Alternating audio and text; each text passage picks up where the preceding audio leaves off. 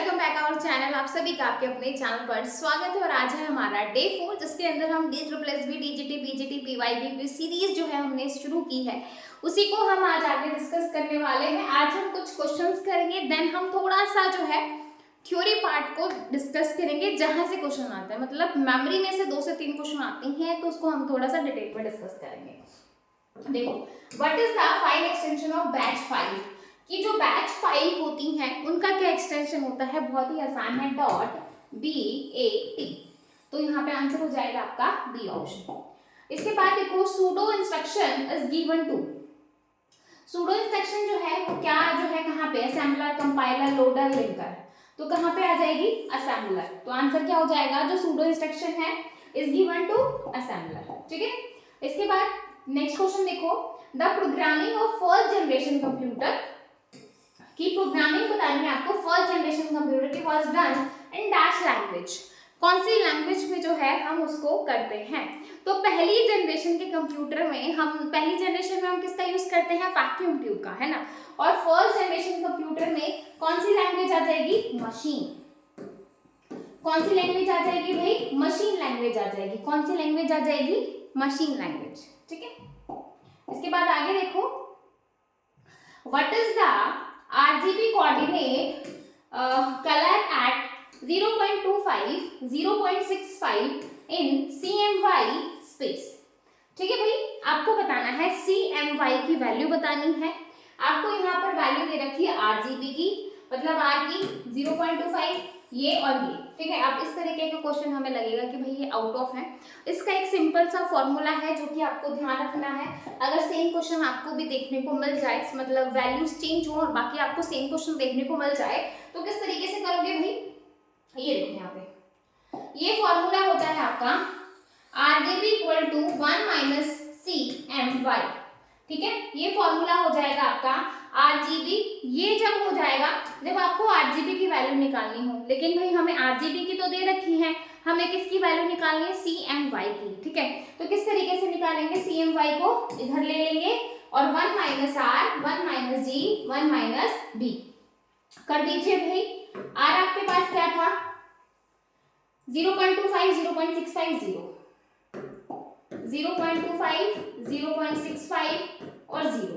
यहाँ से इसको करेंगे 0.75, 0.35 और क्या आ जाएगा, 1 आ जाएगा।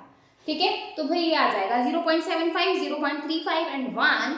तो आपका आंसर हो जाएगा यहाँ पे बी ऑप्शन, 0.75, 0.35 एंड 1। ठीक है, ये वाला। ठीक है भाई, है तो बहुत ही आसान कि भाई 1 में से माइनस करना है, लेकिन अगर नहीं पता तो भाई इतना आसान क्वेश्चन गलत हो जाएगा। और अगर हम तुक्का भी नहीं लगा सकते क्योंकि नेगेटिव मार्किंग है, तो भाई ये जो चीजें हैं, इसलिए जो है PYQ बहुत जरूरी होते हैं कि अगर सेम क्वेश्चन आ जाए, बस थोड़ी सी स्टेटमेंट चेंज हो ताकि आप फटाफट उसका आंसर कर सको। ठीक है, पिक्टोरियल रिप्रेजेंटेशन ऑफ प्रोग्राम। देखो, सेम क्वेश्चन आपका एल्गोरिथम का भी आ गया कि step by step problem, direct definition पूछी किसकी, एल्गोरिथम की। सेम क्वेश्चन आ गया कि पिक्टोरियल रिप्रेजेंटेशन बतानी है आपको, तो डायरेक्ट किसकी डेफिनेशन पूछ ली भाई, फ्लो चार्ट की। भाई पिक्टोरियल तरीके से, यानी कि पिक्चर्स की फॉर्म में किसको जो है हम रिप्रेजेंट करते हैं, तो फ्लो चार्ट को करते हैं। तो भाई आपका आंसर हो जाएगा यहाँ पे डी ऑप्शन। ठीक है भाई, तो ये थे आपके कुछ क्वेश्चंस, ठीक है, कंप्यूटर फंडामेंटल के।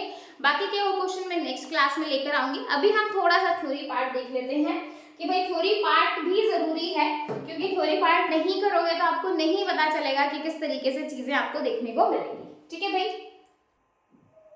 देखो मेमोरी करने वाले हैं। मेमोरी इतना इंपॉर्टेंट होता है कि भाई एग्जाम में आता ही आता है। सबसे आसान तरीके से मैं आपको समझाऊं, देखो ये है आपका CPU, सपोज ये है आपका CPU। ठीक है, ऐसी कौन सी मेमोरी होती है जो CPU के अंदर होती है,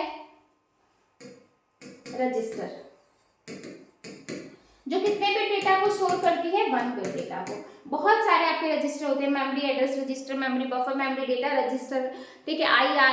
तो ये सारी चीजें, मतलब इंस्ट्रक्शन जो ये रजिस्टर वाला पार्ट है, रजिस्टर के टाइप को तो हम पढ़ेंगे, लेकिन अभी इतना समझो कि रजिस्टर जो है, क्वेश्चन आ जाए, मे भी आपसे पूछ ले कि रजिस्टर कितने बिट डेटा को स्टोर करता है, तो 1 बिट डेटा को रजिस्टर जो है वो स्टोर करता है। ठीक है, इसके बाद देखो, इसके बाद आपको मिलेगा कैशे, इसके बाद आपको मिलेगा रैम, यानी कि मेन मेमोरी, और इसके बाद मिलेगी आपको सेकेंडरी मेमोरी। रैम का साइज कैशे से थोड़ा बड़ा हो जाएगा और ये हो जाएगा आपका सेकेंडरी मेमोरी। ठीक है, अब मैं यहाँ पर आपको एक चीज समझा देती हूँ, क्वेश्चन आता है। देखो, जब हम सेकेंडरी मेमोरी से प्राइमरी मेमोरी में आते हैं, कहाँ से, जब हम सेकेंडरी मेमोरी से प्राइमरी मेमोरी में आते हैं या फिर प्राइमरी मेमोरी से सेकेंडरी मेमोरी में जाते हैं, तो फिर डेटा आपका किस तरीके से आएगा, किसी ना किसी फॉर्म में तो आएगा। ऐसा तो है नहीं कि ऐसा उठ के आ जाएगा, है ना। तो जब हम सेकेंडरी मेमोरी से मेन मेमोरी में जाएं या मेन मेमोरी से सेकेंडरी मेमोरी में जाएं, तो हमारा जो डेटा है वो किस फॉर्म में आएगा, पेजेस की फॉर्म में। किस फॉर्म में आएगा, पेजेस। और पेजेस कहाँ पढ़ते हो भाई, बिल्कुल याद आया, कहाँ पढ़ाई करते हैं, कहाँ पढ़ते हैं जो है पेजेस। पेजेस कहाँ पढ़ेंगे, जल्दी से बताओ, जल्दी से कमेंट कर दीजिए। पेजेस कहाँ पढ़ेंगे, पेजिंग कहाँ पढ़ते हैं, ऑपरेटिंग सिस्टम। ऑपरेटिंग सिस्टम के कौन से, उसमें मेमोरी मैनेजमेंट के अंदर। और वहां पर भी सेम कंसेप्ट होता है, मेन मेमोरी को सेकेंडरी मेमोरी में लेके जाना या सेकेंडरी से मेन में लाना, तो किसकी फॉर्म में, पेज आपका आएगा। ठीक है, इसके बाद आता है कि भाई जब सेकेंडरी और रैम में जो है, सेकेंडरी और जो है मेन मेमोरी में डेटा इस तरीके से आएगा, तो कुछ ना कुछ तो भाई चीजें होंगी जो रैम और कैशे के बीच में भी हो। मतलब भाई रैम से डेटा कैसे कैशे में कैसे जाएगा, कैशे से रैम में कैसे जाएगा, ये चीजें भी आपको पता होनी चाहिए, है ना। तो कैशे से रैम में डेटा कैसे जाएगा और इधर कैसे आएगा, किस फॉर्म में डेटा जो है वो आपका इधर से इधर ट्रांसफर करेगा, किस फॉर्म में करेगा भाई, जल्दी से बोलो, फ्रेम। वहां पे पेजेस की फॉर्म में, यहाँ पे फ्रेम की फॉर्म में। कि कैशे और मेन मेमोरी के बीच में अगर मुझे डेटा का आदान प्रदान करना है तो वो फ्रेम की चीज में आएगा। अगर मुझे कैशे से रजिस्टर, रजिस्टर से कैशे में जाना है, तो यहाँ पे डेटा मेरा वर्ड टू वर्ड आएगा, वर्ड्स में। किस में आएगा, वर्ड्स में। ठीक है, समझ में आया। देखो मेमोरी ही है, अभी मतलब मैडम ये क्या है, मेमोरी तो प्राइमरी मेमोरी, सेकेंडरी मेमोरी, है ना, रैम रोम, ये पार्ट्स होते हैं। सेकेंडरी मेमोरी के अलग अलग होते हैं, बिल्कुल होते हैं, लेकिन भाई चीजें जो है आपको ये भी पता होनी चाहिए, डेटा जो है वो किस किस फॉर्म में किस तरीके से जो है वो ट्रांसफर करता है। ठीक है भाई, अब जब हमारी बूटिंग होती है तो डेटा आपका कहाँ पे होता है, ये क्वेश्चन बहुत बार एग्जाम में आया। जब भी हम बूटिंग करते हैं तो डेटा आपका कहाँ पे होगा, रोम में। रैम में नहीं होता, किस में होता है, रोम में, रीड ओनली मेमोरी में। ठीक है, अब हम थोड़ा सा मेमोरी को पढ़ लेते हैं।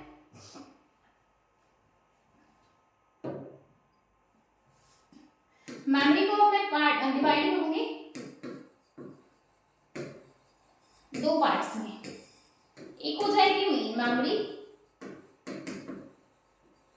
जिसको अपन प्राइमरी मेमोरी भी कहते हैं, जिसको अपन क्या बोलेंगे, प्राइमरी। ठीक है, एक हो जाएगी सेकेंडरी मेमोरी, जिसको ऑक्सिलरी मेमोरी भी कहा जाता है। क्या कहा जाता है, ऑक्सिलरी। ठीक है भाई, ठीक है। अब रैम को मतलब फर्दर जो है मेन मेमोरी को कितने पार्ट्स में डिवाइड करेंगे, दो पार्ट्स में। रैम, रैंडम एक्सेस मेमोरी, और रोम, रीड ओनली मेमोरी। ठीक है भाई, मेन मेमोरी को कितने पार्ट्स में डिवाइड करेंगे, दो, रैम एंड रोम। ठीक है, रैम को कितने पार्ट्स में डिवाइड करेंगे, कितने पार्ट्स में डिवाइड करेंगे, दो पार्ट में, स्टैटिक रैम और डायनामिक रैम। क्वेश्चन आ जाए, बार बार रिफ्रेशिंग कहाँ होती है, अगर मैं बोलूं बार बार रिफ्रेश करना हो मुझे, बार बार आपका पेज क्या हो रहा है, रिफ्रेश हो रहा है, तो बार बार रिफ्रेशिंग कहाँ पे होगी, डायनामिक में। ठीक है भाई, क्योंकि वहां पे कैपेसिटर होते हैं। ठीक है भाई, हम पढ़ेंगे अभी थोड़ा सा। रोम आपका, रोम को हम फर्दर कितने पार्ट्स में डिवाइड करेंगे, P ROM, programmable read only memory, E ROM, E ROM, erasable programmable read only memory, और double E ROM, double E ROM, electrically erasable programmable read only memory. ठीक है भाई, तो ये हो गया पूरा। अब सेकेंडरी मेमोरी में आपकी बहुत सारी मेमोरी आ जाएंगे, डिस्क आ जाएगा, टेप आ जाएगी, फ्लॉपी डिस्क आ जाएगी, ठीक है, पेन ड्राइव आ जाएगा, ठीक है, etc। मतलब बहुत सारे, जितनी भी आप एक्सटर्नल मतलब एक्स्ट्रा जो आप मेमोरी कार्ड वगैरह देते हो, मतलब जो एडिशनल मेमोरी रहती है वो सारा आपका किस में आ जाएगा, सेकेंडरी मेमोरी में आ जाएगा। ठीक है, ये आपको पता है सेकेंडरी मेमोरी का साइज बड़ा होता है, रैम का साइज छोटा होता है। ठीक है भाई, सॉरी, मेन मेमोरी का। अब देखो रैंडम एक्सेस मेमोरी जो होती है, जो आपकी रैंडम एक्सेस मेमोरी होगी वो कैसी होगी, वोलेटाइल। कैसे होगी, वोलेटाइल, ठीक है। और रोम आपकी क्या होती है, परमानेंट। मेजर डिफरेंस आपका इन दोनों के अंदर यही होता है कि जो आपकी रैम होती है वो वोलेटाइल होती है, और जो आपकी रोम होती है वो आपकी क्या होती है, परमानेंट होती है, ठीक है भाई। इसके साथ ही ये सबका डिवीजन हो गया। अब डिवीजन में अगर डिवीजन नहीं करना है तो हम एक बार कैशे मेमोरी का भी कर लेते हैं। कैशे को भी फर्दर 3 पार्ट्स में 3 लेवल होते हैं, L1, L2 और L3, ठीक है भाई। ये क्वेश्चन आपका DSSB PGT एग्जाम में पूछा गया है। दोनों ही क्वेश्चन एक ही पेपर में आए थे DSSB PGT के अंदर। जो कैशे मेमोरी है आपकी, क्या है, कैशे मेमोरी, ठीक है। 3 लेवल्स में हमने इसको डिवाइड कर दिया, L1, L2 और L3, ठीक है भाई। अगर मैं इसकी स्पीड की बात करूं, मैं आपको जो है टू द पॉइंट चीजें करवा रही हूँ जो आपको एग्जाम में देखने को मिलेंगी। हम बहुत ज्यादा डिटेलिंग में नहीं जा रहे, जो आपके एग्जाम में आया हुआ है या आ सकता है वो सारे पॉइंट्स मैं आपको समझा रही हूँ, ठीक है। सेम क्वेश्चन आया था स्पीड और इसके साइज को लेके, ठीक है भाई। साइज क्वेश्चन आया था असेंडिंग और डिसेंडिंग ऑर्डर में लगाओ। स्पीड सबसे ज्यादा किसकी होगी, L1, L2, L3 में से स्पीड सबसे ज्यादा किसकी होगी भाई, L1 की, फिर L2 की, फिर L3 की। इसी तरीके से होगी L1 सबसे फास्ट होगा, फिर L2 होगा, फिर L3 होगा, ठीक है। ऐसे ही मैं अगर साइज की बात करूं तो L1 का साइज सबसे छोटा होगा, फिर L2 का होगा, और सबसे बड़ा साइज किसका हो जाएगा, L3 का, ठीक है भाई। तो दोनों ही क्वेश्चन एक ही पेपर में आए थे, पीजीटी के अंदर आए थे, टीजीटी में नहीं आए। पीजीटी में क्वेश्चन आया था स्पीड और साइज, ठीक है। तो स्पीड सबसे ज्यादा होगी L1 की, साइज सबसे बड़ा होगा L3 का। क्लियर है। कैशे के 3 लेवल्स हो जाएंगे, L1, L2 और L3, ठीक है भाई, डन। ओके, अब आ जाते हैं हम पीछे कि भाई हम ये वाला पार्ट पढ़ रहे थे, ठीक है, ठीक है भाई, ठीक है। अब यहाँ पर किसी भी बच्चे को डाउट है तो बता दो भाई। बार बार रिफ्रेशिंग कहाँ पे होती है, डायनामिक में होती है। बार बार रिफ्रेशिंग अगर मुझे करनी है तो वो कहाँ पर हो जाएगी, डायनामिक में, ठीक है भाई। तो ये आपका static RAM, dynamic RAM, RAM ROM, double E रोम,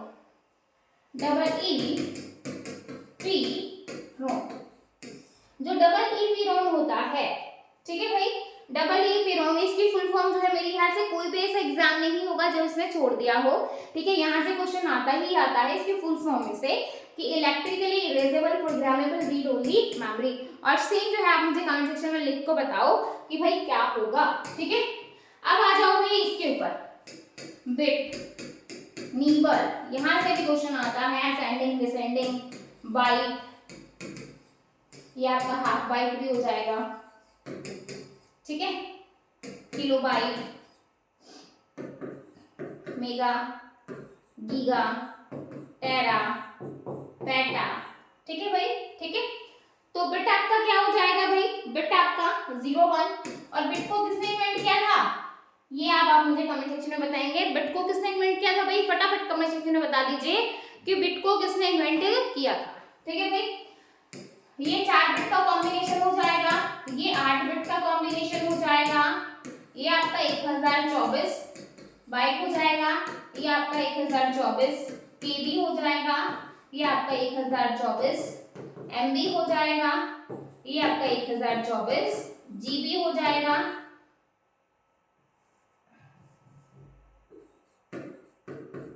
और ये हो जाएगा 1024 टी, ठीक है। इसको हम 2 की पावर 10, 2 की पावर 20, 2 की पावर 30, 20 है ना, 2 की पावर 20, 30, 40 और 50। ये आपको जो है लगाने भी आ जाएगा, असेंडिंग ऑर्डर में लगाओ, डिसेंडिंग ऑर्डर में लगाओ, इस तरीके से भी आ जाएगा, ठीक है। पावर्स में भी आ जाएगा कि 2 की पावर 20, 2 की पावर 40 को क्या कहा जाता है, क्योंकि ये क्वेश्चन आए हुए हैं इसलिए मैं आपको बता रही हूँ कि ये क्वेश्चन आपका किस किस तरीके से पूछा जा सकता है। असेंडिंग डिसेंडिंग ऑर्डर में आ सकता है, 2 की पावर 10, 2 की पावर 30 किसको कहा जाता है, नीचे आपको ऑप्शन दे देगा, इस तरीके से भी आ सकता है। इसके बाद मिलियन, मिलियन कौन होगा, एमबी को मिलियन कहा जाता है, ठीक है। 1 बिलियन पूछ ले तो 1 बिलियन किसको कहेंगे, जीबी को कहेंगे, तो मिलियन पूछ ले, बिलियन पूछ ले, मिलियन और बिलियन किसको कहेंगे नीचे ऑप्शन दे देगा, है ना। तो भाई इस तरीके से भी आपसे क्वेश्चन आ जाएगा। असेंडिंग ऑर्डर में लगाओ या डिसेंडिंग ऑर्डर में लगाओ, इस तरीके से भी आ जाएगा। अरेंज करने के लिए भी आ जाएगा। निबल का पूछ लेगा, निबल का भी रिसेंट में मैंने आपको बताया था ईएमआरएस में आया था, जस्ट अभी हाल फिलहाल जो आपका ईएमआरएस का 16-17 दिसंबर और 22-23 को जो आपका पेपर था, है ना। तो भाई 16-17 में जो पेपर था, जो पीजीटी का पेपर हुआ था कंप्यूटर का, उसके अंदर जो है आपका निबल से क्वेश्चन आया था। तो भाई देखो क्वेश्चन आते हैं इन चीज़ों में से, इसलिए मैं आपको यहाँ पे करवा रही हूँ, ठीक है भाई। तो ये था आपका हमारा आज का जो है सारी चीज़ें, मतलब मैंने आपको टू द पॉइंट चीज़ें करवाई हैं, मेन चीज़ें करवाई हैं, कोई एक्स्ट्रा फालतू चीज़ें नहीं हैं।